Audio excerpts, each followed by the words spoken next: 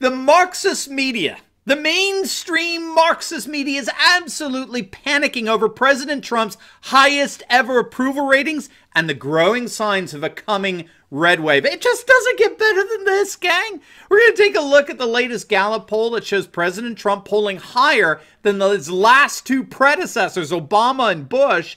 And we're going to look at the various indicators that all point to one thing. The Democrats are going to be decimated come November. You're going to absolutely love it. Greetings, everyone. Dr. Steve here with you. I certainly hope you're all having a wonderful and safe week if this is your first time here on this channel. And you're just looking for some daily encouragement, your daily white pill to help you counter all the ridiculous fake news that's out there from our corporatist globalist media, then you have found your oasis here. We post 2 videos a day analyzing current events and analyzing some super awesome conservative trends so you can live in the present in light of even better things to come. We help you to think better so that you can feel better. So make sure to smack that bell and subscribe button. You're going to absolutely love being a regular part of this channel and interacting with this network of conservatives from all over the world. They are simply the best. So let's give it over to them. Let's start off with our video chat question of the day. Do you believe the GOP will take back the House in November? Let us know what you think in the comments section below. Do you believe the GOP will take back control of the House in November? Because we're going to look at a number of indicators that are indeed pointing to nothing short of a massive red wave come the fall. But first, let's give a huge shout out to the sponsor of this video, and that's the Backup Solar Bank. Now, in the midst of this whole crazy emergency situation that we find ourselves in, one of the best things that you can invest in for your protection when the lights go out is what's called a solar power bank. It's a backup power bank that's powered by the sun, and it allows you to charge up to 2 devices at once, and you'll actually never have to waste money on batteries again. Now, limited supply lasts, and this is the very last chance to get yours at a discount before they sell out. So don't wait. Click on the link below right now and give you and your family the gift of power anywhere in the world. Click on the link below or visit backupsolarbank.com. That's backupsolarbank.com. You'll be glad that you did. All right, gang, let's dive right in here. The mainstream media, bless their hearts, bless their little cultural Marxist hearts, the corporatist globalist media is doing their best to put on a happy face for the Democrats, right? For whom, of course, they serve as the unofficial communications wing. There is literally no difference between what CNN and MSNBC claim to be the state of the world and what Nancy Pelosi says. There's literally not a shred of difference between the two. And so the media really, they're trying their darndest to put on this, this very best propaganda face that they know. And so these left-wing activists disguised as journalists, they've been busy these last several weeks deliberately attempting to convince the vast majority of American voters that Trump's supposed incompetence is responsible for the pandemic spread, resulting in over 80,000 deaths. And therefore, right, this is the logic of their blame game, because Trump is guilty of gross incompetence and mass death, therefore he cannot possibly be reelected in November. That's the Marxist logic of the Marxist mainstream media. It's why they play pretend. It's why they play this role of judge, jury, executioner, declaring Trump guilty and his presidency deserving of death each and every day, right? So they desire one thing and one thing only, and that is the end of the Trump presidency. So you have Peter Wenner over at The Atlantic gleefully and confidently asserting that COVID-19 signaled the official end of the Trump presidency. Or you have Jennifer Rubin and her latest piece over the Washington Post claiming Trump's damage is already done. He may not be able to save himself. But you see, what we need to do is we need to look past all of these self-confident headlines and see that they're all actually a front. They're a deceptive front designed to hide the media's increasing sense of dread and panic as they're more and more realizing that Trump is well on his way to re-election and the GOP is well on their way to a massive red wave. First and foremost, the media is utterly dumbfounded over Trump's polling. By mid-March, just a few weeks after the Trump administration began taking action against the coronavirus outbreak, which the Marxist media unilaterally denounced as a failure, right, on Trump's part.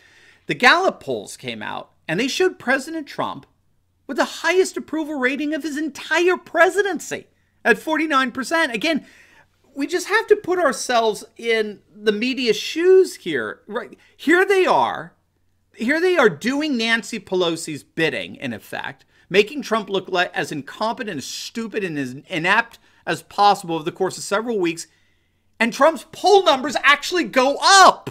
I mean, how is that even possible, right? Now, of course, we know how that's possible. We do many videos on this. So that's because the mainstream news media is currently suffering from the lowest level of trust ever. In other words, while Trump is getting his highest approval ratings ever, the mainstream Marxist media is getting their lowest approval ratings ever. So that's what I think is going on here, at least at one level. Now, you may say that that high level of approval was there for Trump at the beginning of the pandemic, but surely it's collapsed, right, since then. After all, we've had plenty of polls from CNN and other outlets that show that most Americans do not approve of the president's handling of the pandemic crisis, right?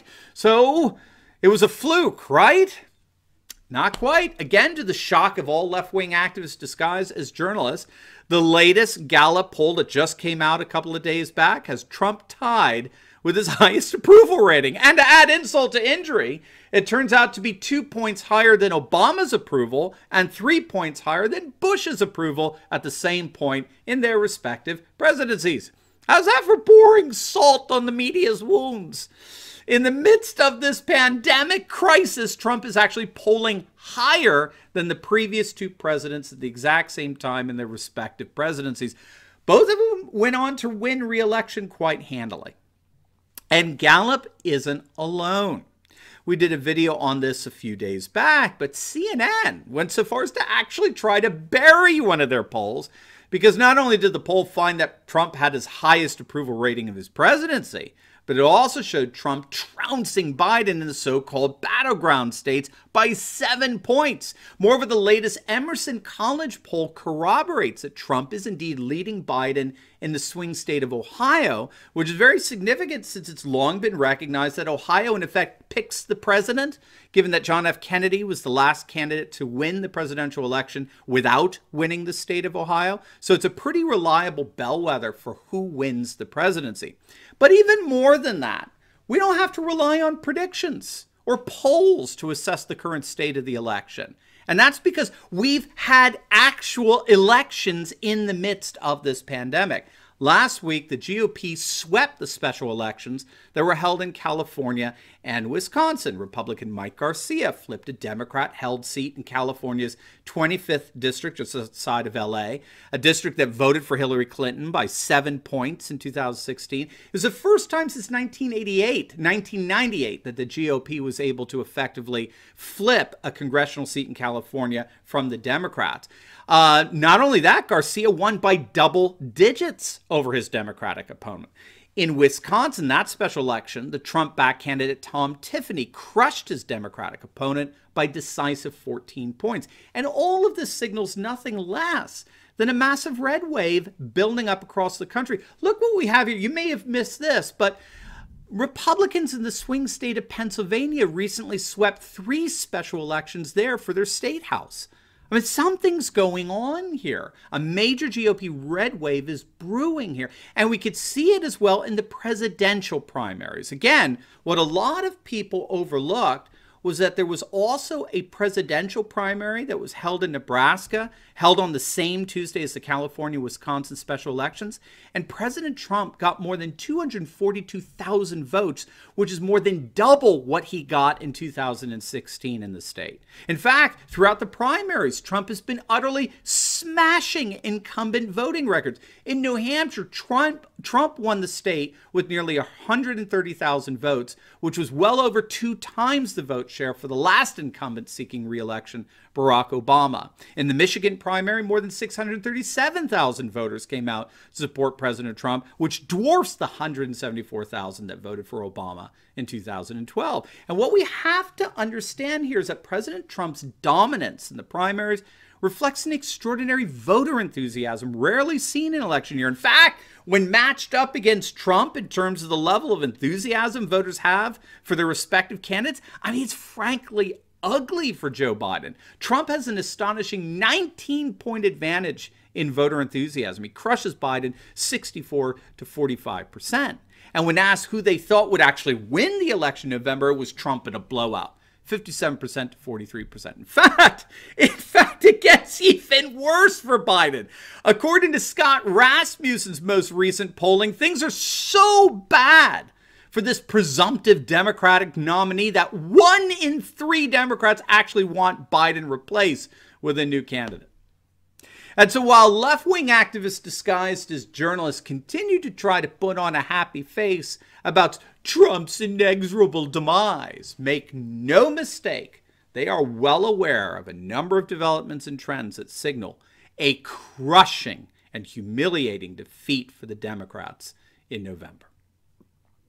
Now, speaking of crushing defeats, before you go, you will definitely want to check out my latest video. I just uploaded it on the growing movement among Democrats to replace Biden. But I show why it's all too little, too late. It's absolutely hilarious, and it's going to make your day. So make sure to click on that link, and I will see you over there. God bless.